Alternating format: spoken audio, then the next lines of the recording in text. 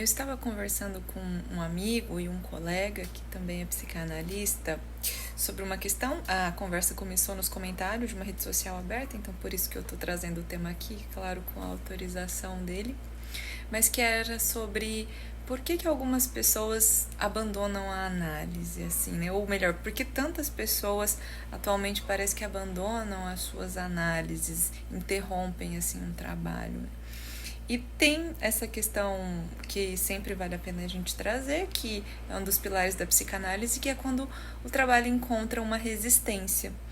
Quando o trabalho toca algo ali muito difícil para cada um, é muito comum a gente querer fugir daquilo, né? A gente que quer trabalhar com a psicanálise, a gente sabe que isso a gente tem que insistir. Então, em alguma medida, a gente está avisado, mas também não garante nada. É só a gente rever na nossa própria análise como tem momentos desafiadores, em que dá vontade mesmo de parar.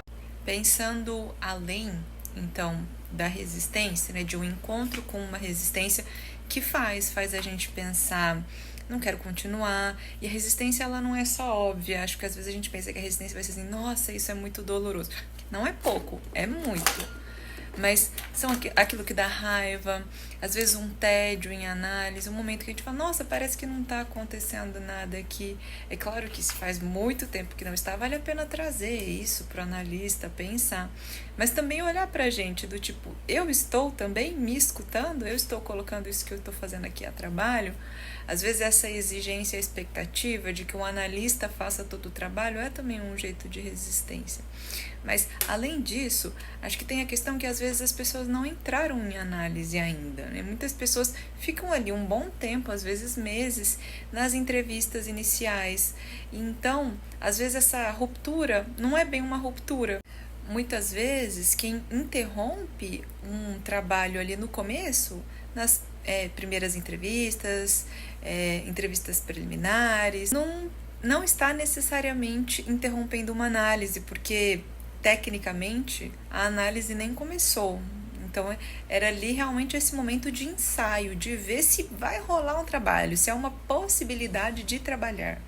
E então muitas vezes os pacientes escolhem que não. E isso é parte, sim. Porque no fim das contas, só tem como a gente escolher assim, na experiência. A gente pode, claro, pensar, não, quero este analista, que é o melhor, que me foi indicado, na nossa fantasia. Mas a gente precisa trabalhar a partir daquilo que é possível para os dois, no encontro. Então, eu penso que muitas vezes as pessoas interrompem também os trabalhos de análise por causa disso, por uma escolha. Então, é uma escolha, não uma interrupção em si. E essa coisa da interrupção, acho que daí tem uma coisa interessante que a gente pode pensar, que é porque uma análise, ela tem muito a ver com a gente poder sair dessa expectativa de que o outro vai me dar tudo. Uma análise convoca a gente, paradoxalmente, a saber com o fato de que a gente é só mais um e de que a gente é que pode fazer as mudanças na nossa vida, de que isso não vai vir nem de uma outra pessoa, nem do analista, nem da coisa mágica. Ainda que a gente saiba isso no nível consciente, é muito difícil da gente aceitar e fazer isso de fato, no corpo, na vida, com efeitos. É muito difícil a gente construir algo, a gente poder abrir mão dessa expectativa de que vai ter um momento, de que vai ter a pessoa que vai resolver tudo pra mim, de que se eu quiser, se eu realmente quiser, eu escolho. Na hora que eu quiser, eu mudo. Na hora que eu quiser, eu vou até. Essa dimensão narcísica que a gente precisa trabalhar numa análise do infantil, dessa fantasia, que lugar que eu ocupei, né, no desejo da minha família, por que eu existo.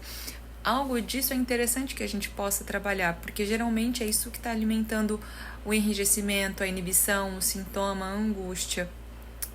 A gente precisa poder sair dessa posição e se haver com o fato de que a gente não é tudo isso que a gente gostaria de ser.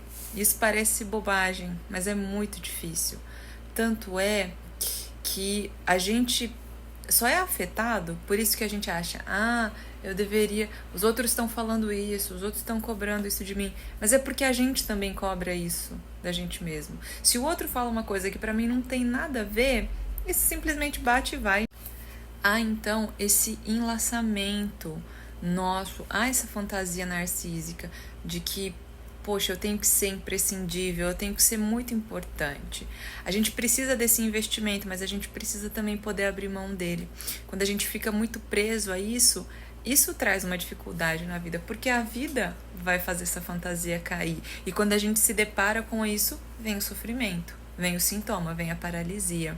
A gente precisa conseguir construir outros lugares, e uma análise é um lugar disso, da gente poder, exatamente porque a gente não é a coisa mais importante do universo, que a gente pode viver a nossa vida, mas muitas vezes quando isso aparece, muitas pessoas não suportam e então saem da análise ou das entrevistas iniciais, quando chega-se num lugar, numa relação em que ali a gente não vai ficar nessa reedição, ali a gente vai tentar construir outra coisa na transferência, que não a repetição dessa fantasia que faz sofrer.